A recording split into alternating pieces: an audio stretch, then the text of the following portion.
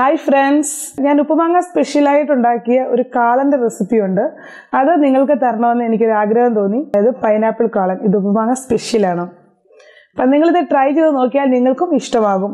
ഇതിനായിട്ട് ഞാൻ ഉപയോഗിച്ചിരിക്കുന്ന പഴുത്ത പൈനാപ്പിൾ ആണ്. പക്ഷേ ഒരുപാട് അങ്ങ് പഴുത്തതല്ല. ഒരുപാട് പഴുത്ത പൈനാപ്പിൾ ഉപയോഗിച്ച് കഴിഞ്ഞാൽ നമ്മുടെ ഈ കാളന്റെ അകത്ത് ഈ കഷ്ണങ്ങൾ കിടന്നങ്ങ് അലുത്തു പോകും. അതുകൊണ്ട് നിങ്ങൾ അത് നോക്കി ഉപയോഗിക്കുക. അപ്പോൾ ഓക്കെ, എങ്ങനെയാണ് ഈ രുചികരമായ പൈനാപ്പിൾ കാളൻ തയ്യാറാക്കുന്നതെന്ന് നമുക്ക് നോക്കാം.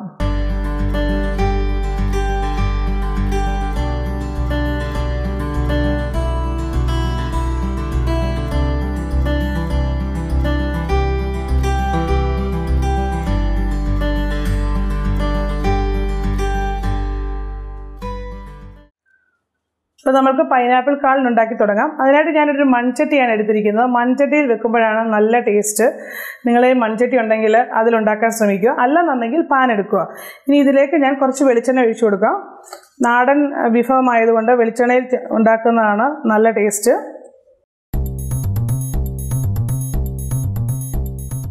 ഈ എണ്ണ ഇവിടെ ചൂടായിട്ടുണ്ട്. ഇതിലേക്ക് നമുക്ക് 1/2 ടീസ്പൂൺ കടുക് ഇട്ട് കൊടുക്കാം.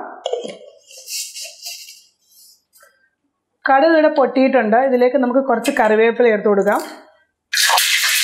ഇനി ഇതിലൊരു 3 കഷ്ണം വെളുത്തുള്ളി ചെറുതായിട്ട് അരിഞ്ഞത്, അതുപോലെ ഒരു ചെറിയ കഷ്ണം ഇഞ്ചി ചെറുതായിട്ട് കൊത്തി അരിഞ്ഞത്,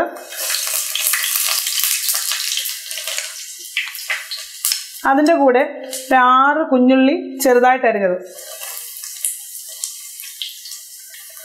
ഇനി 4 പച്ചമുളകും കൂടെ. അത് പച്ചമുളക് 2ആയിട്ട് കീറിയാണ് ഇട്ടിരിക്കുന്നത്. ഇനി ഇതൊന്ന് വഴറ്റണം. ചെറിയ തീയിലാണ്, അത് മീഡിയം ഫ്ലെയിമിലാണ്. ഇത് ഉള്ളി ബ്രൗൺ നിറമൊന്നും ആവണ്ട. ഉള്ളി ഒന്ന് നല്ലതുപോലെ ഒന്ന് പച്ചമണം മാറി ഒരു കണ്ണാടി പരുവമായാൽ മതിയേ. ഉള്ളി ഇവിടെ വഴറ്റിയെടുക്കുന്ന സമയം കൊണ്ട് നമുക്ക് കുറച്ച് തേങ്ങ ഇതിനു വേണ്ടി അരച്ചെടുക്കാനുണ്ട്. അതായത് ഞാനിവിടെ എടുത്തിരിക്കുന്നത് 250 ml കപ്പിൽ ഇത്രയും തേങ്ങയാണ് എടുത്തിരിക്കുന്നത്. ഇത്രയും തേങ്ങ മതി. 250 ml കപ്പിൽ ഇത്രയും തേങ്ങ എടുത്തിട്ടുണ്ട്. അതും അതിൻ്റെ കൂട്ടത്തിൽ 1/2 ടീസ്പൂൺ ചെറിയ ജീരകം. ചെറിയ ജീരകമാണെങ്കിൽ നല്ല ജീരകമേ. ഇത് ഇത്ര എടുത്തിട്ടുണ്ട്. ഇത് ഞാൻ പട്ടുപോലെ കുറച്ച് വെള്ളം ചേർത്ത് പട്ടുപോലെ നേർമയായിട്ട് അരച്ചെടുത്തോണ്ട് വരാം. അപ്പം ഞാനിവിടെ അരച്ചെടുത്തിട്ടുണ്ട്.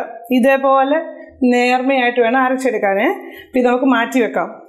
അപ്പം നമ്മുടെ ഉള്ളി ഇവിടെ നല്ലതുപോലെ വഴണ്ട് കിട്ടിയിട്ടുണ്ട്. അപ്പം ഞാനിതിലേക്ക് പൈനാപ്പിളിൻ്റെ കഷ്ണങ്ങൾ ചേർത്ത് കൊടുക്കാൻ പോവുകയാണ്.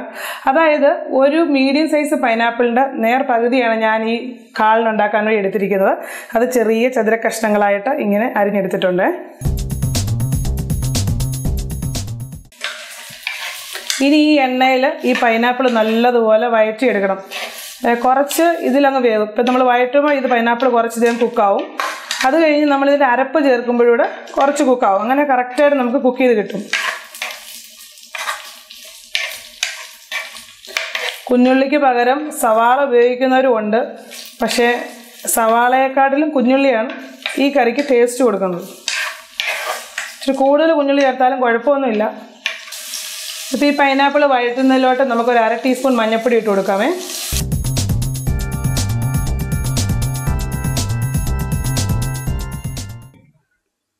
ഇപ്പം നമ്മുടെ പൈനാപ്പിൾ ഏകദേശം 1/4 ഇവിടെ വഴന്ന് കിട്ടിയിട്ടുണ്ട്. ഇനി നമുക്കിതിലേക്ക് തേങ്ങയുടെ അരപ്പ് ചേർത്ത് കൊടുക്കണം. ഞാനിവിടെ തീ വളരെ കുറച്ച് വെച്ചിട്ടാണ് തേങ്ങ ചേർക്കാൻ പോകുന്നത്.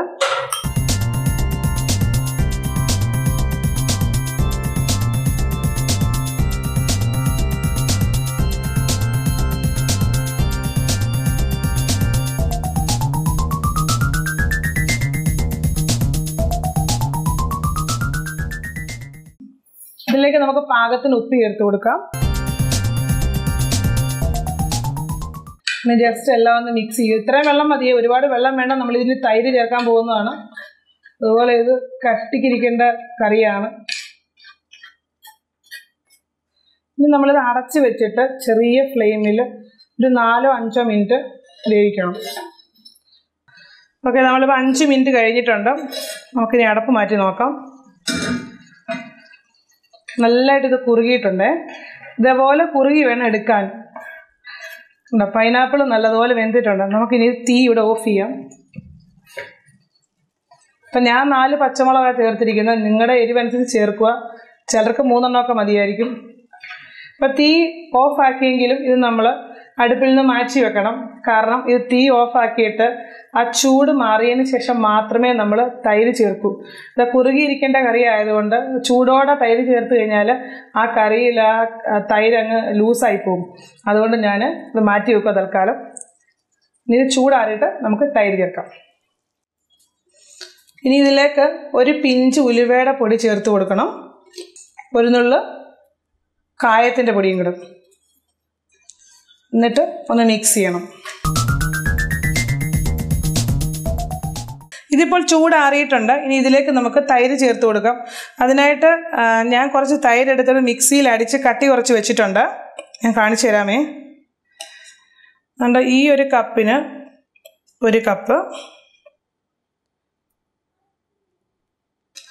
1/2 കപ്പും കൂടെ, ഇത്രയും മതി. ഇനി ഇത് നല്ലതുപോലെ അങ്ങ് മിക്സ് ചെയ്യണം. അപ്പം ഞാനിത് നല്ലതുപോലെ മിക്സ് ചെയ്ത് വെച്ചിട്ടുണ്ട്. ഇപ്പം ഈ തൈരും ഈ പൈനാപ്പിളിൻ്റെ ഈ കഷ്ണങ്ങളും എല്ലാം നല്ലതുപോലെ മിക്സ് ആയിട്ടുണ്ട്. ഈ ഒരു പരുവത്തിലാണ് നമ്മൾ ചെയ്തെടുക്കേണ്ടത്. ഇത് ഇച്ചിരി കഴിയുമ്പോൾ ഉണ്ടല്ലോ ഇതിന്ന് കുറുകുന്നൊരു കറിയാണേ. അപ്പോൾ ഈ ഒരു കൺസിസ്റ്റൻസി വേണം ചെയ്യാനും. ഇരിക്കും തോറും ഈ കറി കുറുകി കിട്ടും. ഇനി നമുക്കിതിലേക്ക് താളിച്ചിടാം. അപ്പം ഞാനൊരു ചീനച്ചട്ടി ചൂടാക്കാൻ വെച്ചിട്ടുണ്ട്. ഇതിലേക്ക് കുറച്ച് നെയ്യ് ചേർത്ത് കൊടുക്കാം. 1.5 ടേബിൾ സ്പൂൺ നെയ്യാണ് ഞാൻ ചേർത്തിരിക്കുന്നത്. ഇപ്പം നെയ്യ് ഇവിടെ ചൂടായിട്ടുണ്ട്. ഇതിലേക്ക് 1/2 ടീസ്പൂൺ കടുകിട്ട് കൊടുക്കാം.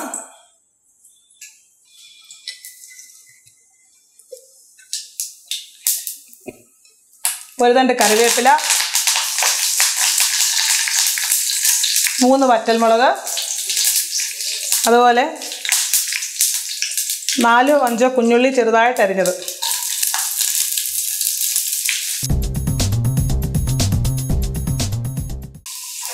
നെയ്യിൽ ഇത് താളിച്ച് ചേർക്കുമ്പോൾ ഈ കറിക്ക് നല്ലൊരു ടേസ്റ്റാണ്.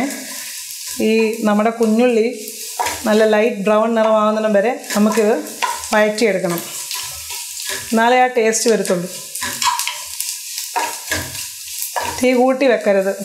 ഇപ്പോൾ ഉള്ളിയുടെ ലൈറ്റ് ബ്രൗൺ നിറമായിട്ടുണ്ട്. ഇനി നമുക്ക് തീ ഓഫാക്കാം. ഇതിലേക്ക് ഒരു പിഞ്ച് കാശ്മീരി റെഡ് ചില്ലിയാണ്, ഒരു പിഞ്ച് മതി. ഇത് നമ്മുടെ ഇതിന് ഗാർണിഷ് കൊടുക്കാനാണ് ഈ കറിക്ക്. ജസ്റ്റ് ഒന്ന് ഇളക്കുക. എന്നിട്ട് നമുക്കിത് കറിയിലേക്ക് ചേർത്ത് കൊടുക്കാം.